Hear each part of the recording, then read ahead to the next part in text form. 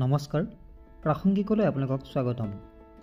আজি আমি আলোচনা কৰিম এখন বিশেষ গ্ৰন্থৰ বিষয়ে, যিখন গ্ৰন্থই বিজ্ঞানৰ জটিল প্ৰশ্নসমূহক সহজভাৱে বুজাবলৈ চেষ্টা কৰিছে। সেই গ্ৰন্থখন হৈছে ষ্টিফেন হকিঙৰ বিশ্ববিখ্যাত গ্ৰন্থ a brief history of time.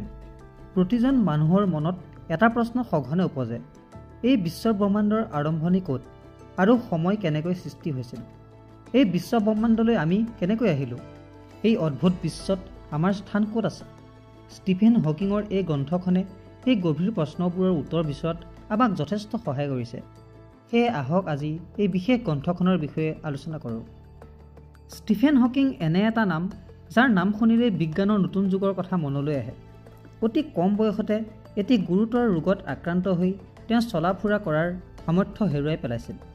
কিন্তু তেওঁৰ মগজুৰ শক্তি আৰু বিজ্ঞানৰ প্ৰতি থকা গভীৰ আগ্ৰহে তেওঁক এক মহানতাৰ উচ্চতম স্থানত উপনীত কৰাইছিল।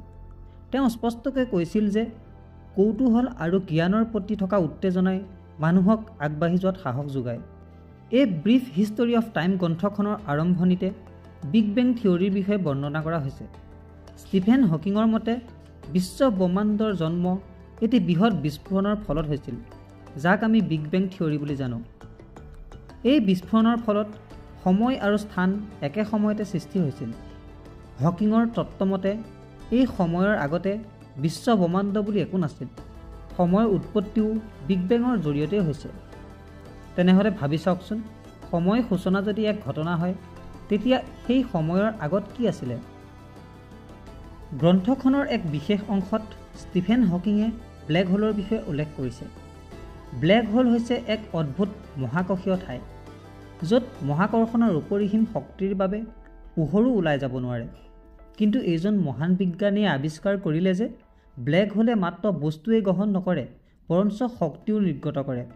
তেওঁ এই শক্তিক হকিং ৰেডিয়েশ্যনৰ নাম দিছিল। কিন্তু আশ্চৰ্যজনক কথা হৈছে এইটো যে ব্লেক হোলবোৰ সময়ৰ লগে লগে নিজেই বিলীন হৈ যায়।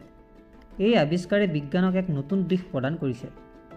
ষ্টিফেন হকিঙৰ এই গ্ৰন্থখনৰ এটা গুৰুত্বপূৰ্ণ বিষয় হ'ল সময় আৰু স্থানৰ সম্পৰ্ক। তেওঁ আইনষ্টাইনৰ থিয়ৰী অফ ৰিলেটিভিটিৰ ওপৰতো আলোকপাত কৰিছে।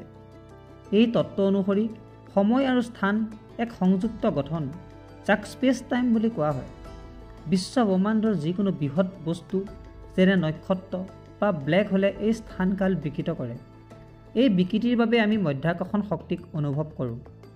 সময় প্ৰবাহৰ এটা আচৰিত দিশ হ'ল ই সদায় আগবাঢ়ি যায়।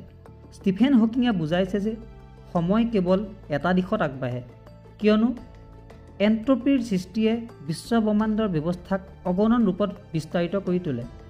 এন্ট্ৰপি হৈছে বিশৃংখলতাৰ এক মাপকাঠি, সেইবাবে সময় পিছলৈ ঘূৰাই অনাটো অসম্ভৱ। গ্ৰন্থখনৰ অন্তত ষ্টিফেন হকিঙে আলোচনা কৰে বিশ্ব ব্ৰহ্মাণ্ডৰ ভৱিষ্যতৰ বিষয়ে। তেওঁ কয় যে বিশ্ব ব্ৰহ্মাণ্ডখন হয়তো দুটা সম্ভাৱ্য ফলাফলৰ ভিতৰত এটা দিশে আগবাঢ়িছে। প্ৰথমটো হ'ল এক অপৰিসীম প্ৰসাৰণ, য'ত বিশ্ব ব্ৰহ্মাণ্ডৰ প্ৰসাৰতা অব্যাহত থাকিব, আৰু দ্বিতীয়টো হ'ল ব্ৰিগ কাঞ্চ, য'ত সকলো বস্তুৱেই পুনৰ এটা কেন্দ্ৰীয় বিন্দুলৈ ঘূৰি যাব বুলি আশা কৰা হয়। এই সন্দৰ্ভত এতিয়াও বিজ্ঞানে কোনো স্পষ্ট উত্তৰ দিব পৰা নাই। শেষত এইদৰেই এই ব্ৰিফ হিষ্টৰী অফ টাইম গ্ৰন্থখনৰ আলোচনাৰ অন্ত পেলাইছোঁ। এই গ্ৰন্থখনে বিজ্ঞানৰ জটিল বিষয়বোৰক আমাৰ বাবে সহজভাৱে বুজিবলৈ এক অনন্য প্ৰচেষ্টা কৰিছে। গ্ৰন্থখনৰ বিষয়ে আপোনাৰ মতামত আমাৰ চেনেলৰ কমেণ্ট ছেকশ্যনত জনাবলৈ নাপাহৰিব। ধন্যবাদ।